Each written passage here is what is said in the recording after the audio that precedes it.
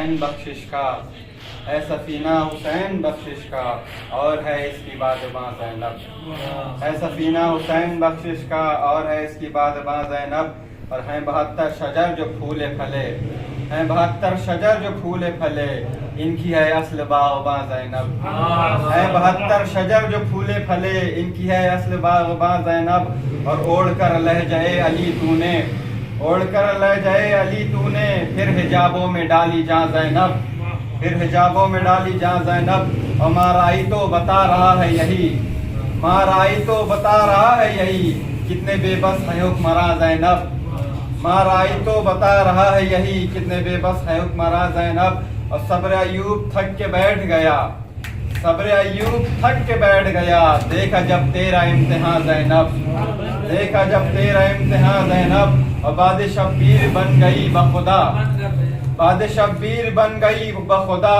مقصد شہ کی پاسباں زینب، باد شبیر بن گئی بخدا، مقصد شہ کی پاسباں زینب، اور اشک عابد میں ہے نہا دیکھو، اشک عابد میں ہے نہا دیکھو، کربلا کی وہ داستاں زینب، اشک عابد میں ہے نہا دیکھو، کربلا کی وہ داستاں زینب، اور خطبہ دے کر بتایا ظالم کو، خطبہ دے کر بتایا ظالم کو، مت سمجھنا ہے ناتواں زینب، سبحان اللہ، مت سمجھنا ہے ناتواں زینب، اور ایک تبسم کی یہ عنایت ہے، ایک تبسم کی یہ عنایت ہے، کربلا ہے جو شادماں زینب، کربلا جو ہے شادماں زینب، اور ہے منور یہ میرے دل کی صدا، ہے منور یہ میرے دل کی صدا، تم پہ قربان مال و جاں زینب، تم پہ قربان مال و جاں زینب، صلوات پڑھے محمد و آل محمد، اللہم صلی علی محمد و آل محمد، چھوڑ دیں اس کو گرا دیں، بھائی کچھ سنا رہے کیا؟ بسم اللہ صلی اللہ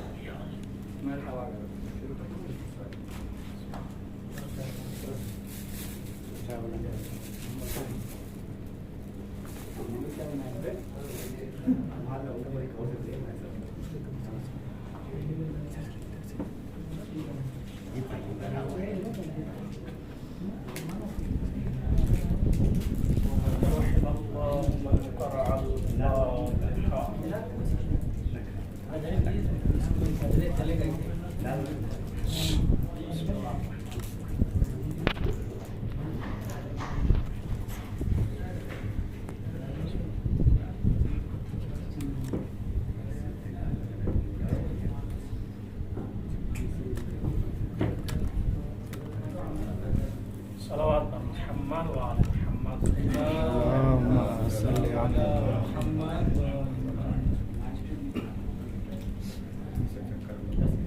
لا حول ولا قوة إلا بالله العلي العظيم. أعوذ بالله من الشيطان الرجيم. بسم الله الرحمن الرحيم. الحمد لله رب العالمين، والصلاة والسلام على أشرف الأنبياء والمرسلين وخاتم النبيين سيدنا ومولانا أبي القاسم محمد، اللہم صلی علی محمد و آل محمد، وآل الطيبين الطاهرين المعصومين المظلومين، ولعنة الله على أعدائهم أجمعين. أما بعد، فقد قال الله تعالى في كتابه الكريم: بسم الله الرحمن الرحيم. ويضع عنهم إثرهم والأغلال التي كانت عليهم. صلوات محمد وعلى اللہم صلی علی محمد و آل محمد، آخر سامعین گرامی، موالیان اہل بیت علیہ السلام، سلسلہ گفتگو جو شروع کیا تھا، جس پہ کہیں گفتگو ہو چکی، اسی عنوان یعنی حریت اور اسارت کے حوالے سے کئی گفتگو ہوئی अभी तक, लेकिन उसका एक अहम पहलू जिसके ऊपर मुख्तसर सी रोशनी और मुख्तसर सी गुफ्तगू करना है, बगैर किसी तमहीद के, चूँकि कई गुफ्तगू इस उन्वान पे आप हज़रात समाप्त कर चुके। जब हम हुर्रियत और असारत कहते हैं तो ज़ाहिर है कि दो ताकतें हमारे सामने हैं। एक वो ताकत है कि जो अपने कब्ज़े में लिए है, जो कवी है, मजबूत है, ज़बरदस्त है, और एक वो ताकत है कि जो कब्ज़े में है, जो ग़ुलामी में है, जो ज़ंजीर में है, जो ज़ईफ़ और नातवा है। जब हम उम्मतों के हवाले से गुफ्तगू करते हैं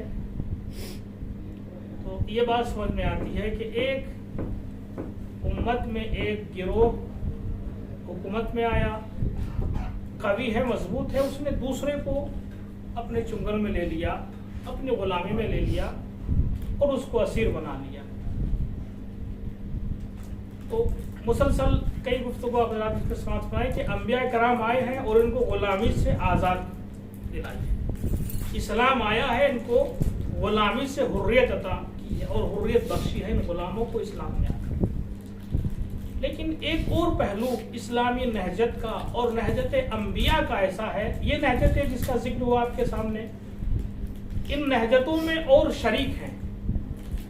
यानी नहजत इस्लाम की तरफ से भी तहरीक हुई, लेकिन आज़ादी की नहजतें सिर्फ अंबिया से मखसूस नहीं है, और भी अफराद ने इस तरह की नहजत के लिए कदम उठाया। तो जैसे महात्मा गांधी ने हिंदुस्तान की आज़ादी के लिए कदम उठाए, या और शख्सियत ऐसी हैं कि जिन्होंने अपने माशरे को ग़ुलामी से बचाने के लिए जद्दोजहद की। लेकिन एक जहद और एक नहजत ऐसी है कि जिसमें कोई शरीक नहीं है, और सिर्फ ये इस्लाम का और अहले बैत का, खासान इलाही का और रहबरान इलाही का तुर्रा इम्तियाज है कि बस वही कर सकते हैं, कोई दूसरा नहीं कर सकता। वो क्या नहजत है? वो ये है कि खुद इंसान को इंसान के मुकाबले में लाके खड़ा कर देना, खुद इंसान को उसके ज़मीर की अदालत में लाके खड़ा कर देना, खुद इंसान को इंसान के मुकाबले में लाके खड़ा करना। ये सिर्फ इस्लाम का कमाल है, कोई और ऐसा न कर सकता है, न किया है किसी ने। खुद इंसान को उसके मुकाबले में ला खड़ा करना क्या मतलब? इसलिए कि हमने कहा जब हम कहते हैं असारत और हुर्रियत तो दो चीजें, लेकिन जब हम इंसान के सामने आते हैं तो इंसान में दो चीजें कहां से आ गई? तो जाहिर है कि इंसान में दो चीजें अल्लाह ने तकामुल के लिए दो जज्बे रखे हैं, एक हैवानियत है और एक सिफात मलकूती है, एक सिफात हैवानी है। ये सिफात हैवानी अगर एतदाल में रहे तो तकामुल का जरिया है, लेकिन अगर ये हद से बढ़ जाए तो ये सिफात शैतानी हो जाते हैं। ये सुकूत इंसानियत का जरिया है, ये इंसान हैवान की सतह बल्कि उससे भी कम तर सतह पे आ जाता है। ज़ाहिर है कि इंसान और हैवान बहुत सी चीज़ें मुश्तरक है, चूंकि मोहतरम मेरे साथी बैठे हुए हैं सामने, तो ज़रा कि इश्तराक है, ये भी खाता है वो भी खाता है, हैवान भी खाता है इंसान भी खाता है, उसे भी भूख लगती है इसे भी भूख लगती है, उसे भी प्यास लगती है ये भी, वो भी अपनी गुरसनगी और तशनगी को बुझाने के लिए मशरूबात और मायात का इस्तेफादा करता है, ये भी करता है, उसे भी ख्वाहिशात है इसे भी ख्वाहिशात है। अगर जिस तरीके से हैवान, तो यहीं से गुफ्तगू में तवज्जो करेंगे, इस तरीके से, लेकिन हैवान के खाने में इंसानी खाने में फर्क होना चाहिए नहीं होना चाहिए? अब यहाँ से आप मेरे साथ हो जाएं। जिस तरीके से हैवान खा रहा है, जब हैवान के खाने की बात उसे भूख लगती है उसे खाना चाहिए, उसे चारा चाहिए, उसे ये नहीं देखता कि ये अपना है या पराया है, इसका मालिक कौन है, नहीं उसे कुछ नहीं देखता है, उसके सामने चारा आया तो उसे खाना है, चाहे वो खेत अपना हो या दूसरे का हो। अगर उसके सामने पानी पीने की मशरूबात आ जाए तो उसे पीना है, उसे ये नहीं देखता ये अपना है या हमारा नहीं है, हलाल है या हराम है, हमें पीना है या नहीं पीना है, नहीं, उसे अगर उसके सामने आ जाए तो उसे पीना है, उसके सामने आ जाए तो उसे खाना है। यानी उसके लिए कोई खादोबंद नहीं है, ना उसके लिए कोई चीज हलाल है ना उसके लिए कोई चीज हराम है। तो ये सतह हैवानियत है। बस मैं पूरा पैगाम अपना पहुंचा दिया। یہ سطح حیوانیت ہے. اگر اس سطح پہ انسان جی رہا ہے تو وہ انسان نہیں ہے، حیوان ہے. وہ انسان نہیں ہے، وہ حیوان ہے. اگر جیسے حیوان کھاتا ہے، نہ دیکھتا ہے حرام ہے نہ حلال، اگر ایسے ہی انسان بھی کھانے لگے، وہ کسی بھی ٹیبل پہ جا کے کسی کی دسترخوان پہ جا کے بیٹھ جائے، یہ اسے دیکھنے کا مطلب ہی نہیں کہ حلال ہے یا حرام. اگر یہ چیز نہیں دیکھ رہا ہے تو پھر وہ انسان نہیں ہے، سطح حیوانیت پہ جی رہا ہے. اگر منزل پینے کی آئے تو جس طریقے سے حیوان کو پینے سے مطلب ہے، یہ مطلب نہیں ہے کہ کس کا ہے. اگر یہ انسان بھی اسی طریقے سے اپنی پیاس بجھانے لگے، اسے یہ پتا نہیں کہ یہ مشروب حرام ہے یا حلال ہے، اگر ایسے ہی پینے لگا تو یہ انسان نہیں ہے، حیوان ہے. اب یہیں پہ ایک جملہ علامہ سید العلماء علامہ نقن علیہ الرحمہ، ایک عجیب و غریب، ایک کافی ٹائم پہلے کتاب پڑھنے کی توفیق ہوئی، لا تفسدوا فی الارض حوالے سے ایک کتاب ہے. ایک جملہ عجیب و غریب ارشاد کرتے ہیں اسی حوالے سے، انسان اور حیوان کے حوالے سے، کہ ہمیں یہ دیکھنا، خصوصاً ہم طلبہ، ہمیں یہ دیکھنا چاہیے کہ صبح سے لے کے شام تک، توجہ اس جملے پہ، صبح سے لے کے شام تک ہمارے کتنے افعال، کتنے کام سطح حیوانیت پہ ہیں، کتنے سطح انسانیت پہ ہیں. صبح سے شام تک ہمیں یہ دیکھنا چاہیے، اپنی بررسی کرنی چاہیے، محاسبہ کرنا چاہیے کہ ہمارے کتنے اعمال صبح سے لے کے شام تک سطح انسانیت پہ ہیں اور کتنے سطح حیوانیت پہ ہیں. یعنی کیا مطلب؟ یعنی ہمیں دیکھنا ہے یہاں پہ ہم نے عقل کے تقاضوں پہ عمل کیا یا خواہشات کے تقاضوں پہ عمل کیا ہے. ہم جو دسترخوان پہ بیٹھ کے کھانا کھا رہے ہیں، یہ عقلی تقاضوں پہ عمل کے ساتھ کھا رہے ہیں یا بھوک لگی حیوان کی طرح ہم نے کھانا شروع کر دیا؟ یہ نہیں دیکھا حلال ہے یا حرام ہے، اپنا ہے یا پرایا ہے، بس لقمہ توڑنے سے مطلب اگر ہے تو یہ حیوان ہے. لیکن اگر دیکھا کہ حلال ہے یا حرام، اور خود حلال بھی ہے تو اس میں بھی ہمیں کتنا کھانا ہے، ایسا نہیں کہ اپنا ہے تو بڑے اختصار سے، دوسرے کی دسترخوان میں بیٹھے تو پھر بوٹیاں صرف اپنی طرف آتی رہے. ایک سلوات پڑھتے ہیں آواز بلند.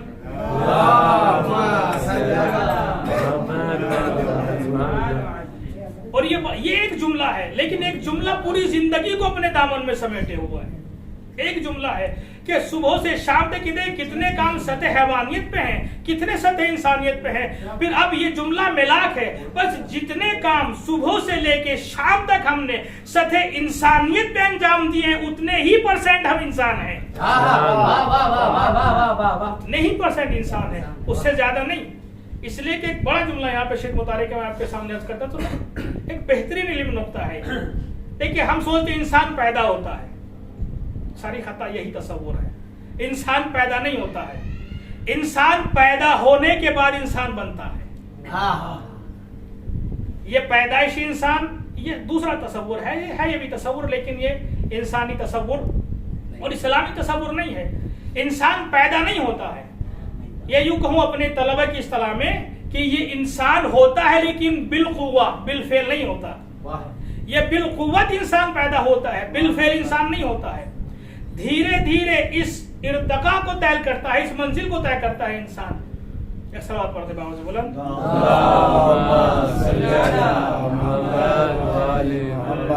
چونکہ اگر انسان یہ پیدا ہو گیا تو چاہے وہ یزید ہو یا موسیٰ، وہ تو ایک ہی ہے، انسان ہے. نہیں، یہ انسان افلاطونی انسان تو ہو سکتا ہے، اسلامی انسان نہیں ہو سکتا. کیا کہنے والا؟ افلاطونی انسان ہونا الگ ہے، یعنی اس کے 2 آنکھیں ہیں، 2 کان ہیں، 2 ہاتھ ہے، یہ ڈیل ڈول ہے، یہ انسان. تو اس انسان میں کوئی ارتقا نہیں ہے، کوئی تکریم نہیں ہے. نہیں، اس انسان میں تکریم ہے جو اپنے قوت بالقوہ کو بالفعل بناتا ہے. جو اس کی بالفعل صلاحیتیں، بالقوہ صلاحیتیں ہیں، جب وہ بالفعل میں بدلے گی تب یہ انسان ہوگا. اور جتنے % یہ بدلتا جائے گا اتنے % انسان ہوتا جائے گا. لیکن اگر سطح حیوانیت پہ جیتا رہا، اب ایک بھوک ہے، پیاس ہے، اگر صرف شکم اور زیر شکم کی فکر رہی، سارا ہم و غم اس کا رہا، عجیب و غریب، ہم اس کی کیا قیمت لگا سکتے ہیں؟ عجیب و غریب یہ وہ مکتوب کے جو مولا نے جناب مالک اشتر سے کے لیے جو لکھا ہے، عجیب و غریب اس کی جملے ہیں. اب اس میں کہتے ہیں، کچھ کہتے ہیں مالک اشتر میں مخاطب ہے، کچھ کہتے ہیں جناب ابو ذر، لیکن کوئی بھی ایک عام ہے. مولا کہتے ہیں میرا بھائی ہے. وہ کون ہے میرا بھائی؟ کا شکم کے تقاضے اس کے اوپر سوار نہیں ہوتے. شکم کے تقاضے، اور ہمارے معاشرے میں یہ جملہ عام ہو چکا ہے، میں جو کچھ کراتا ہے یہ پیٹ کراتا ہے. یہ جو کچھ کراتا ہے یعنی شکم کے تقاضے اس کے اوپر سوار ہیں. اب وہ حلال کر رہا ہے تو اس کی وجہ سے، حرام کر رہا ہے تو اس کی وجہ سے. لیکن مولا کسے اپنا بھائی کہہ رہے ہیں کہ میرا بھائی وہ ہے جس کے اوپر شکم کے تقاضے مسلط نہیں ہوتے، اور جو دن صبح سے لے کے شام تک شکم کے لیے کام کر رہا ہے اس کی حیثیت کیا ہے؟ ہم اور آپ اس کی کیا قیمت لگائیں گے؟ اسے کتنے نمرے دے سکتے ہیں؟ کچھ تو دے ہی دیں گے، کم سے کم کچھ تو دے ہی دیں گے. یہ بد طلب ہے، طلب ہے کہ اس طرح میں کم سے کم اسے نکال تو دیں گے، پاس تو اسے کر ہی دیں گے. لیکن مولا فرماتے ہیں جو شکم کے لیے کام کرتا ہے اس کی قیمت وہی ہے جو اس سے باہر آ جائے. اب آپ محسوس کریں کیا اس کی ارزش ہے؟ اس کی کوئی ارزش نہیں ہے. تو گفتگو ہو رہی تھی یہی کہ حریت اور رسالت میں دو چیزیں ہیں، ایک وہ کہ جو مغلوب ہو، ایک وہ جو غالب ہو. تو اللہ نے ارتقاء انسان کے لیے دونوں ملکات کو اس میں رکھا، حیوانی بھی رکھا ہے اور ملکوتی بھی رکھا ہے. اگر یہ حیوانی سطح ہی پہ رہے تو یہ انسان نہیں حیوان ہے. اگرچہ شکل انسان ہے لیکن حیوان ہے، بل ہوں مزل، بلکہ اس سے بھی پست ہے. لیکن اگر یہ انسانی تقاضوں کو پورا کر رہا ہے تو پھر جتنے تقاضوں کو پورا کر رہا ہے اتنے % انسان ہے، اور جتنا یہ تقاضوں کو پورا کرتا چلا جائے گا ان سے انسان کامل بنتا چلا جائے گا. انسان کامل کس طرح؟ یہیں سے، ورنہ اصطلاح غلط ہو جائے گی پھر اگر یہ انسان پیدا ہو. نہیں، بالقوہ انسان ہوتا ہے. جیسے جیسے ان قوتوں کو بالفعل کرتا جاتا ہے یہ تکامل اس کا ہوتا جاتا ہے. ایک صلوات پڑھتے باؤ سے بلند. اب یہ دو چیزیں، ایک شہوات ہے، ایک ملکوتی طاقت ہے، ایک عقل ہے، ایک خواہشات ہے. جیسے جیسے انسان خواہشات کا پیروکار ہوتا چلا جاتا ہے ویسے ویسے انسانی سے سقوط کرتا ہے، اور جیسے جیسے وہ عقل کے تقاضوں پہ عمل کرتا چلا جاتا ہے وہ بلند ارتقاء رفتوں کو طے کرتا جاتا ہے. اب یہ دو چیزیں ہیں. اب شیخ مطہری یہاں پہ کہتے ہیں کہ اگر ہمیں چیک کرنا ہے کہ ہم آزاد ہیں یا غلام ہیں، اور خصوصاً ہم طلبہ کے لیے گفتگو خاص کر ہے کہ ہم آزاد ہیں یا غلام ہیں، تو بررسی کریں اپنی. ہم خواہشات پہ عمل کر رہے ہیں دن بھر یا عقل کے تقاضوں کو پورا کر رہے ہیں؟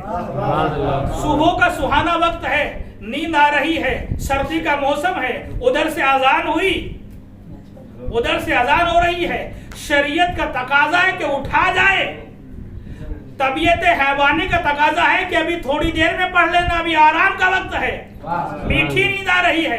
تو اب ہم اس وقت کیا کرتے ہیں؟ اگر اٹھ جاتے ہیں تو شریعت پہ عمل کیا ہے، سو جاتے ہیں تو حیوان سے پستر ہے. یہ تقاضے ہیں.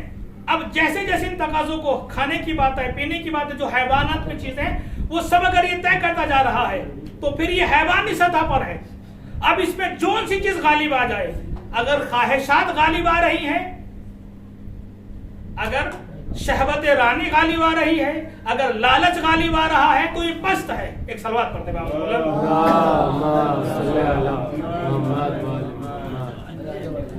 تھوڑا سا آپ میری طرف اگر متوجہ ہے تو میں اپنی بات کو جلدی ایک منزل تک پہنچا دوں. ایک صلوات پڑھتے ہیں.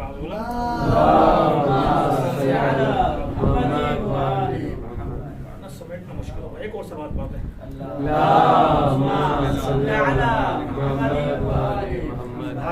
تو دو قوت اس کے اندر رکھی. اب جو قوت غالب آ گئی اسی کا اثر رہے گا. ذرا کہ جو غالب آ گیا اسی کی بات چلے گی. اب یہ نہیں اگر خواہشات غالب آ گئے تو حکم اس کا چلے گا. خواہشات اگر غلبہ کر لیا انسان پر تو پھر یہ انسان حیوان سے پستر ہو جائے گا. پھر اسے بھوک لگے گی تو یہ نہیں دیکھے گا حلال ہے یا حرام ہے، چونکہ پیٹ کے تقاضے مسلط ہے، لہٰذا اب تو ہمیں کچھ نہ کچھ کرنا ہی ہے. اب حلال راستے سے نہیں تو حرام راستے سے. کیوں؟ اس لیے کہ خواہش مسلط ہے. اب اگر شادی نہیں ہو رہی ہے تو پیاس تو بجھانی ہے، حلال نہیں تو حرام. اب انسان کا بھی دیکھیں بات آتی ہے، انسان کا بھی زن کا سر ہو جاتا ہے، کبھی زر کا سر ہوتا ہے، کبھی زمین کا سر ہو جاتا ہے. جب زر کا سر ہو جاتا ہے تو اسے دولت کا بھوت اتنا چڑھتا ہے کہ پھر یہ ساری حدیں گزار دیتا ہے. پھر کوئی حد اس کے سامنے باقی نہیں رہتی اور یہ وقت کا قارون بن جاتا ہے. ایک نبی اکرم سے دعا کرائی کہ نبی اللہ میرے حق میں دعا کیجئے، میں غربت ہے، غربت دور ہو جائے. کہا تمہارے لیے یہی حالت بہتر ہے. کہا نہیں، آپ دعا اصرار کیا تو نبی نے دعا کر دی. اب ایک بھیڑ دو بھیڑ پورا اس کے پاس غلہ ہو گیا. اتنا غلہ ہے کہ اب اس کی نماز جماعت جو ہے وہ چھٹنے لگی. پھر مسجد میں دھیرے دھیرے اس نے آنا بند کر دیا. اب جب زیادہ بڑھا، اب یہاں تک کہ وہ وقت آیا کہ نبی نے کہا بھائی زکوٰۃ لے جاؤ اس کے پاس. اب جیسے زکوٰۃ لینے بھیجا تو منع کر دیا. منع کر دیا کیا؟ دولت کا بھوت سوار ہو گیا. دیکھیے دولت کا ہونا برا نہیں ہے، دولت کا بھوت سوار ہو جانا برا ہے. تو یہ دولت کا بھوت سوار ہوا. ابھی ایک آتے آتے خیر بارہ سنا ہوگا، آیت اللہ نرام علیہ رحمہ ایک زمیندار تھے، بڑے آدمی تھے، بڑا گھرانہ تھا. ایک جیسے ان کا بہت چاہنے والا ہوتے ہیں ہر ایک ملک کے چاہنے والے کچھ خاص، جیسے ان کے یہاں پہنچا تو دیکھا نوکر ہے، چاکر ہے، بڑا زمین ہے، گھر ہے، مکانات ہے. کہا ہمیں تو بڑا تقویٰ اور بڑے زہد کی باتیں بتاتے ہیں، اور اپنا دیکھو اتنے غلام ہیں، اتنی کنیزیں ہیں، اتنے سارے جو ہے وہ گھر بار ہیں، بھلا یہ کہاں زہد. اب اپنے دل میں کوسنے لگا، اسے کہا جائے. دن 2-3 دن ہوئے، جب مہمان نوازی ختم ہو گئے، رخصت ہونے لگے، جانے لگے، تو آیت اللہ ناراقب ان کے ساتھ جو ہے وہ چلتے ہیں. کہا جا رہے ہیں کہ میں کربلا کا میرا قصد ہے، خدا ہم سب کو بھی توفیق دے اور اس طرح کے حالات میں کرائے کہ پھر ہم زیارت سے مشرف ہو سکے. جانے لگے، خوب تھوڑی راہ طے کرنے کے بعد کہا وہ میرا کاسا جو تھا وہ آپ کے گھر رہ گیا.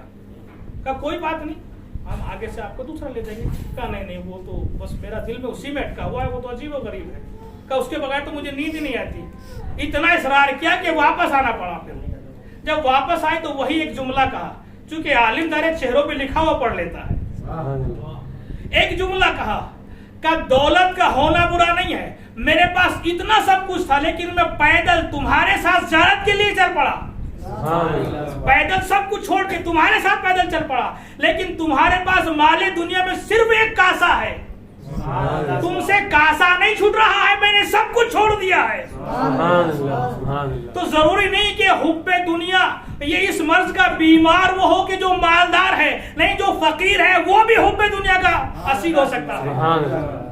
ایک سوال پڑھ دے باؤ سے بولا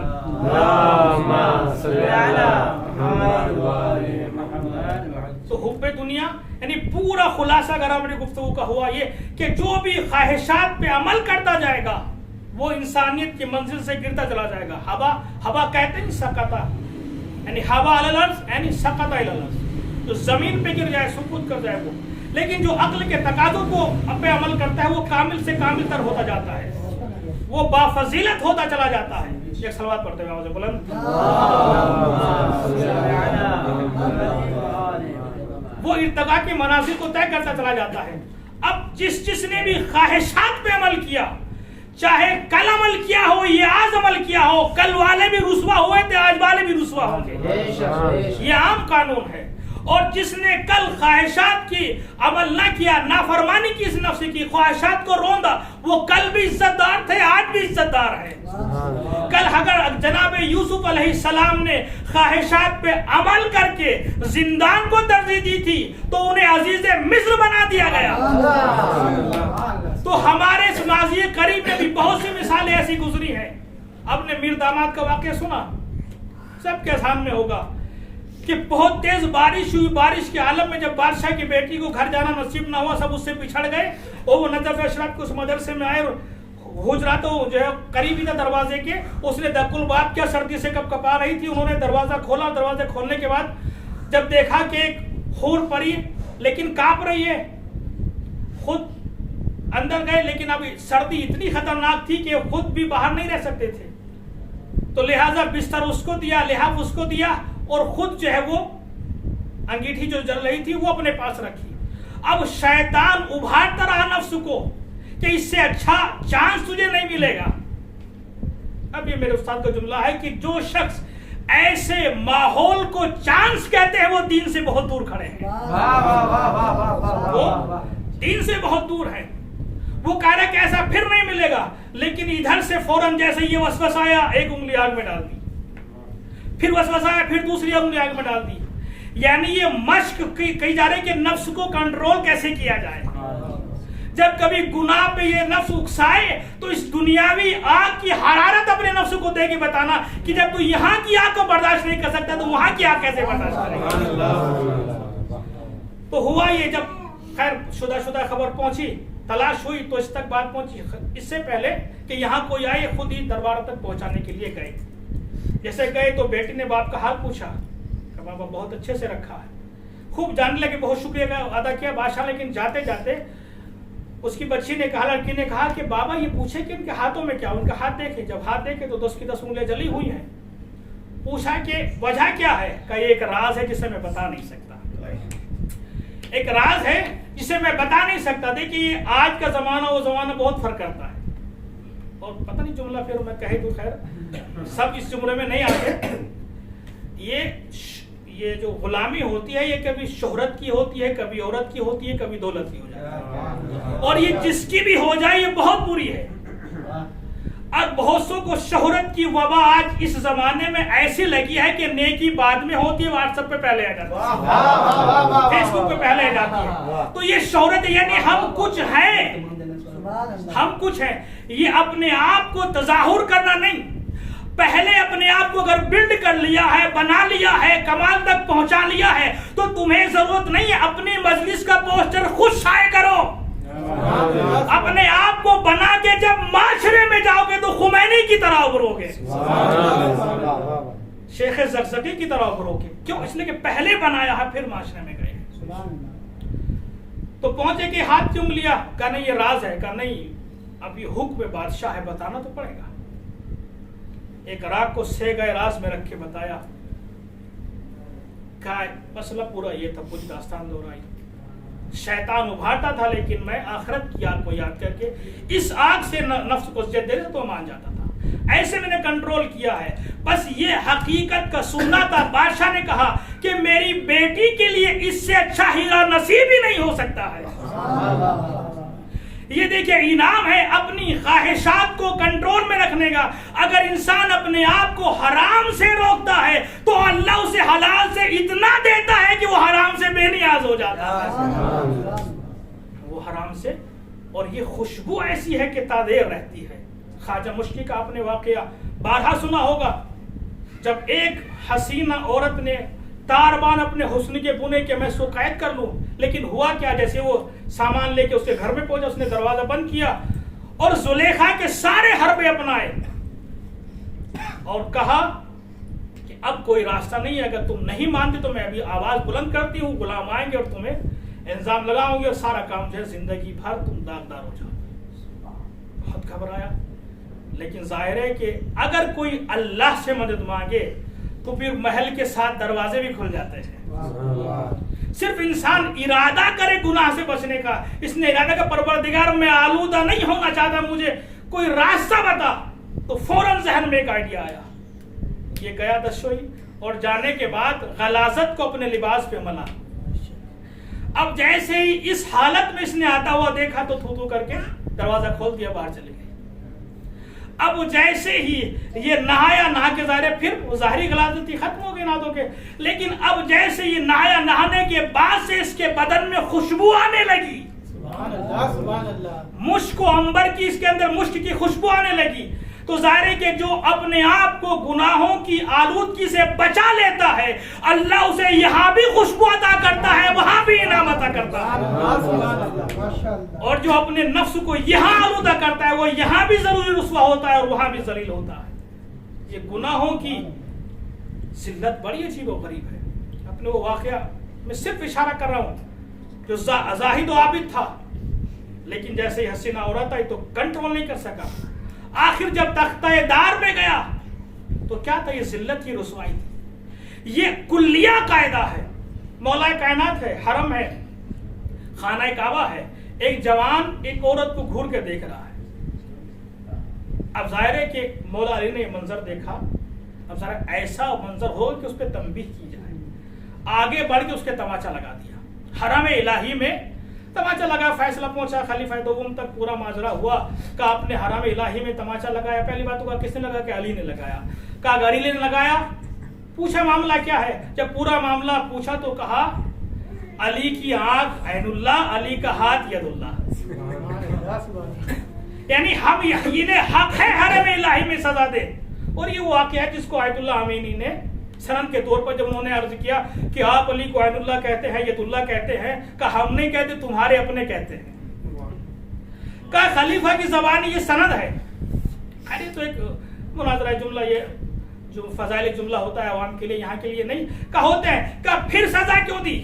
کہ اصل میں یہ کام کر رہا تھا. تو مجھے جو مطلب اسے لینا ہے وہ یہ ہے کہ یہ وہ منظر ہے کہ جس محضر میں ہم رات دن رہتے ہیں, جس محضر میں حرم الہی کی قید نہیں ہے, اللہ کے محضر میں ہر وقت ہم ہیں, محضر الہی میں ہے. یعنی یہ وہ منظر ہے کہ جو ہمارے اپنے مولا کو پسند نہیں ہے کہ کسی نامحرم کو تم دیکھتے رہو. اگر ان کی محبت کا دم بھرنے والے ہیں تو یاد رکھنا اس کی سزا جو کل تھی آج بھی وہی ہے. جیسے کل مولا کی نظر میں تماشے کے لائق تھا تو یہ چاہنے والا بھی تماشے کے لائق ہے. ایک صلوات پڑھتے ہیں آواز بلند.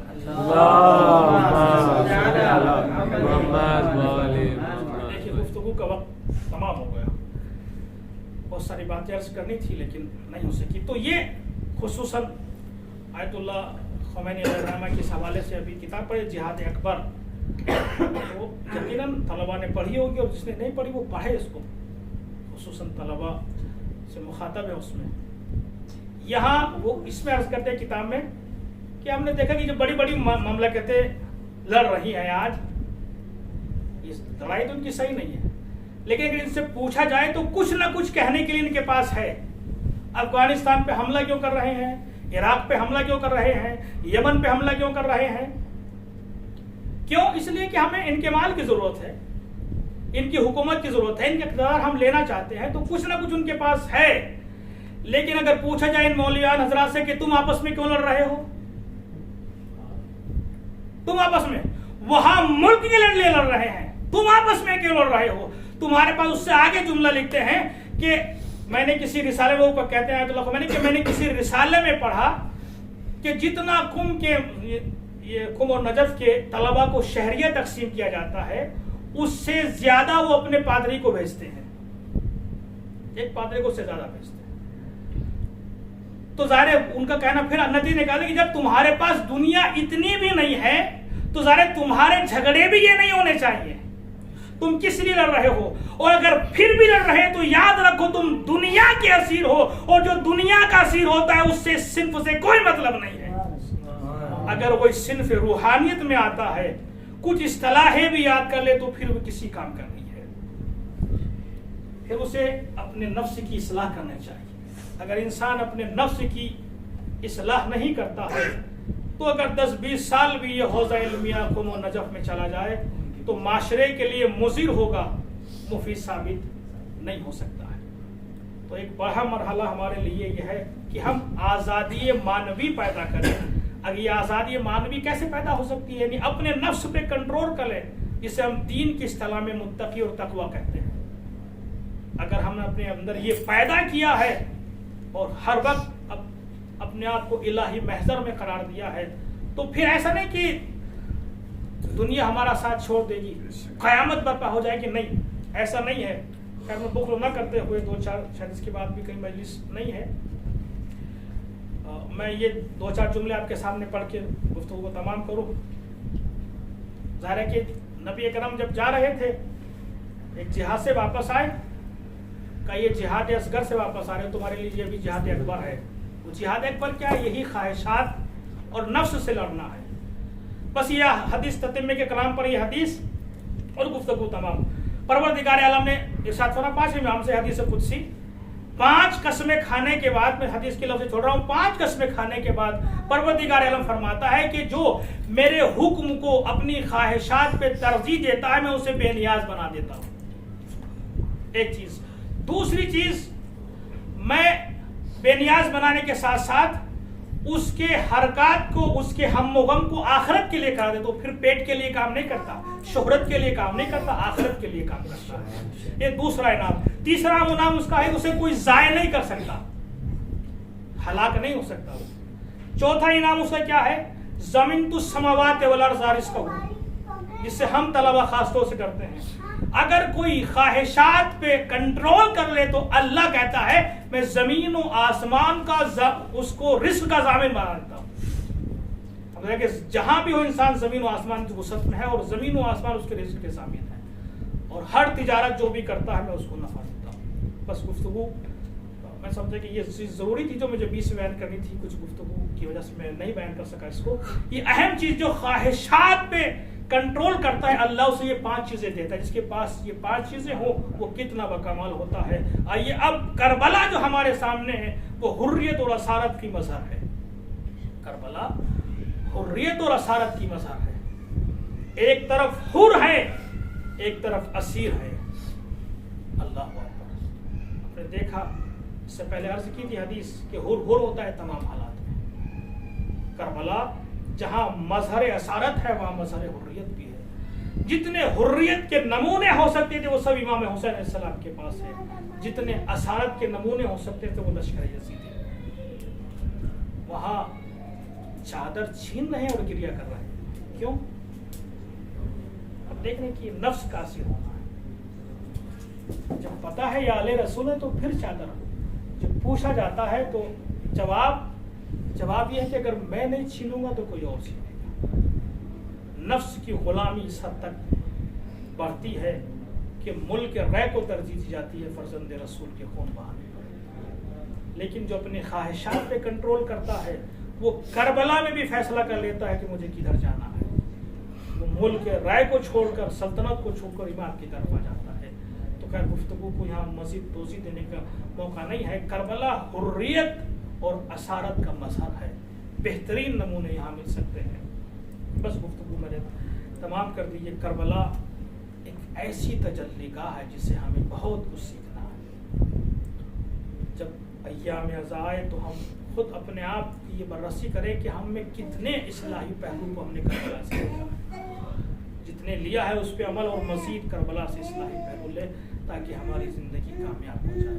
یہ وہ شخصیات ہیں جنہوں نے اپنے لیے قیام نہیں کیا, امت کے لیے قیام کیا ہے.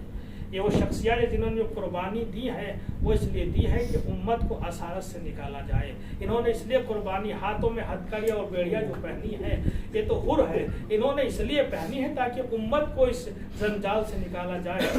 یہی تو فرماتے ہیں جو زیارت اربعین میں ہے جملہ ہے من حیرت الزلالہ, حیرت ضلالت کو نکالنے کے لیے امام نے بزالہ محجت ہو اپنے خون جگر کو جو بہایا ہے اس لیے کہ امت کو حیرت اور پریشانی سے نکالے, امت کو نجات دے.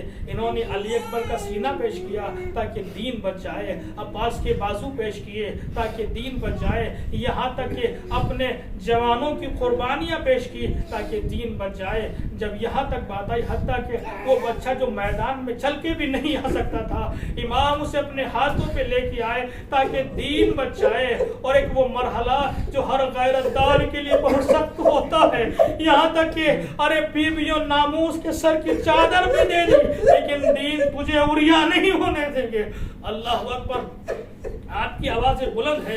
یہ کربلا کا واقعہ ہو چکا. اب جناب مختار آتے ہیں اور ملائن کو گرفتار کرنا شروع کرتے ہیں. وہی جب خولی آتا ہے کا جناب مختار کرتے ہیں کہ اس کو قتل کرنے سے پہلے پوچھتے ہیں بتا تو نے کیا کیا مظالم کیے ہیں. جب خولی کی باری آتی ہے تو خولی سے پوچھا جاتا ہے بتا تو نے کربلا میں کیا کیا مظالم کیے ہیں. تو وہ ہاتھوں کو جوڑتا ہے اے مختار مجھ سے یہ سوال نہ کر, مجھے ان باتوں کو نہ دہرا. کیا نہیں ہمیں معلوم تو ہم مظلوموں پہ کیا کیا گزر گئی. پورا دربار ہے. ایک مرتبہ ظالم خود ظلم کی داستان کو ایسے بیان کرتا ہے, مختار اگر سننا ہی چاہتا ہے تو سن. جب سب شہید ہو گئے, سب کو سر کو تن سے جدا کر دیا گیا, ایک لمحہ وہ آیا کہ ہم چاہتے تھے کمر کھولے, پھر ساتھ ہے کہ نہیں ابھی کمر نہیں کھولنے, ایک چھوٹا سا کام باقی ہے. جو خیام نظر آ رہے ہیں انہیں تاراز کرنا ہے. حکم تارازی دیا گیا. مجھے جانے میں ذرا دیر ہو گئی. جب میں وہاں پہنچا تو خیام جل چکے ہیں, چادریں چھن چکی ہیں. کلون کہتے ہیں جیسے میں پہنچا تو میں نے دیکھا سب کچھ لوٹ گیا ہے. ایک چٹائی ہے جس پہ ایک نوجوان بیٹھا ہے ذوف و نقاہت سے ارے جا بلب ہے. ایک مرتبہ ملعون کہتا ہے کہ میرے دل میں لالچ آیا میں اتنا بھی کیوں نقصان کروں. دیکھیے کتنا اسیر ہے, آگے بڑا جھٹکا دیا, آرام سے لے سکتا تھا لیکن ایسے کھینچا کہ بیمار منہ کے بل سے بھی لے گیا.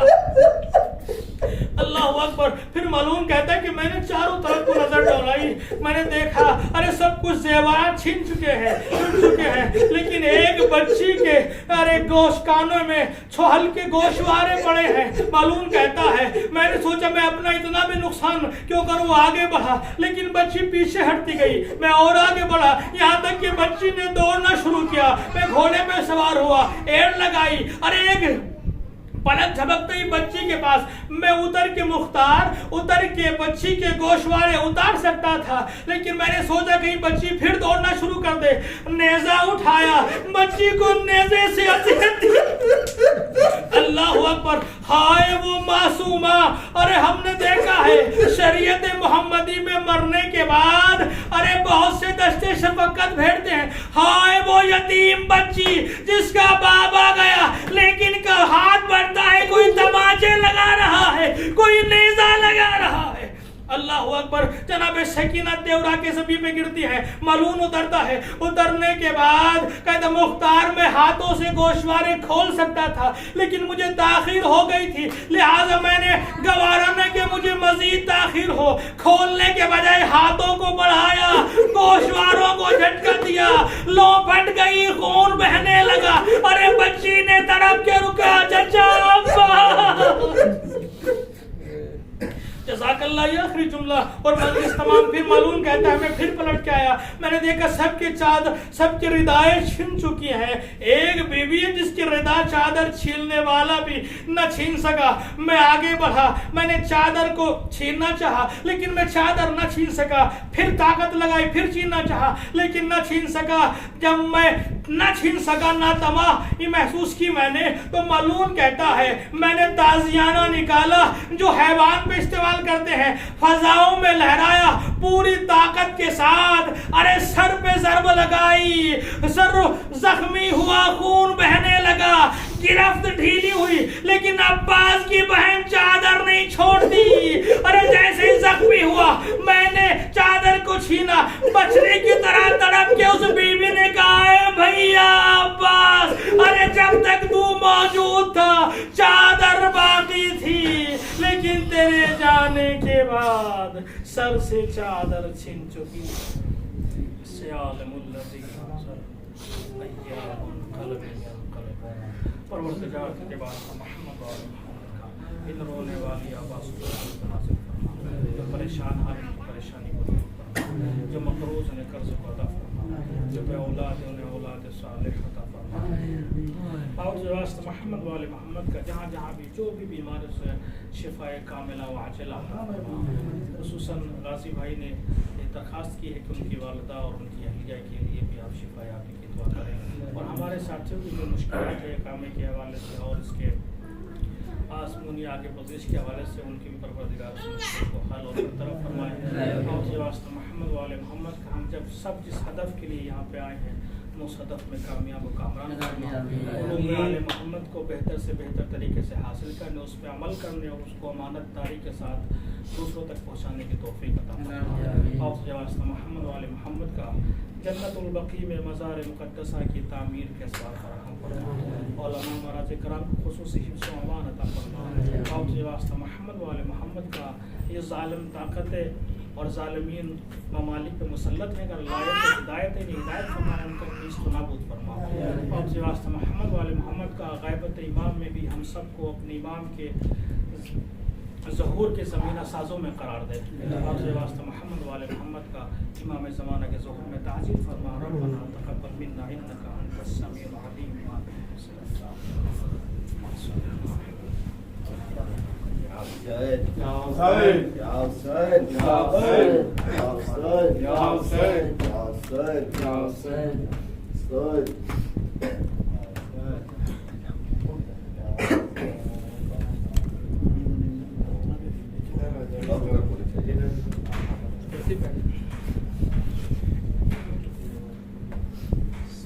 لو اپنی بیٹی کے آخری بیاں بابا، سن لو اپنی بیٹی کے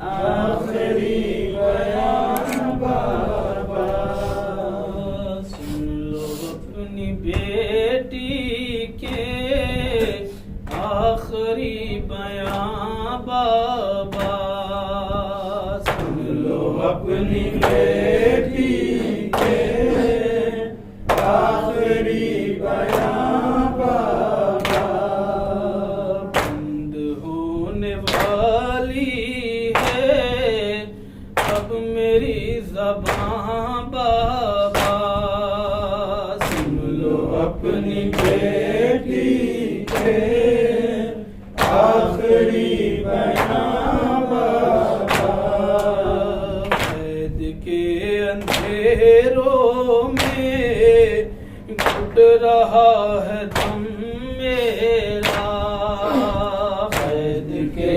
اندھیروں میں گھٹ رہا ہے دم میرا، قید کے اندھیروں میں گھٹ رہا ہے دم میرا، اب صحیح نہیں جاتی مجھ سے سختیاں بابا، سن لو اپنی بیٹی کے آخری بیاں بابا، سن لو اپنی بیٹی کے آخری بیاں بابا، جب میرا جوان بھیا ایڑیاں رگڑتا تھا، جب میرا جوان بھیا ایڑیاں رگڑتا تھا، جب میرا جوان بھیا ایڑیاں رگڑتا تھا، چبھ رہی تھی دل میں بھی میرے برچیاں بابا، سن لو اپنی بیٹی کے آخری بیاں بابا، سن لو اپنی بیٹی کے آخری بیاں بابا، کان ہو گئے زخمی، گال ہو گئے نیلے، کان ہو گئے زخمی، گال ہو گئے نیلے، کان ہو گئے زخمی، گال ہو گئے نیلے، ظالموں نے یوں چھینی میری بالیاں بابا، سن لو اپنی بیٹی کے آخری بیاں بابا، سن لو اپنی بیٹی کے آخری بیاں بابا، جب گلے لگایا تھا تم نے ہم کو مقتل میں، جب گلے لگایا تھا تم نے ہم کو مقتل میں، جب گلے لگایا تھا تم نے ہم کو مقتل میں، آج تک رلاتا ہے آئے وہ سما بابا، سن لو اپنی بیٹی کے آخری بیاں بابا، سن لو اپنی بیٹی کے آخری بیان بابا، یہ نصیر اپنا ہے اس کو بخشوا دینا، یہ نصیر اپنا ہے اس کو بخشوا دینا، یہ نصیر اپنا ہے اس کو بخشوا دینا، اس نے روک لکھی ہے میری داستان بابا، سن لو اپنی بیٹی کے آخری بیان بابا، سن لو اپنی بیٹی کے آخری بیان بابا،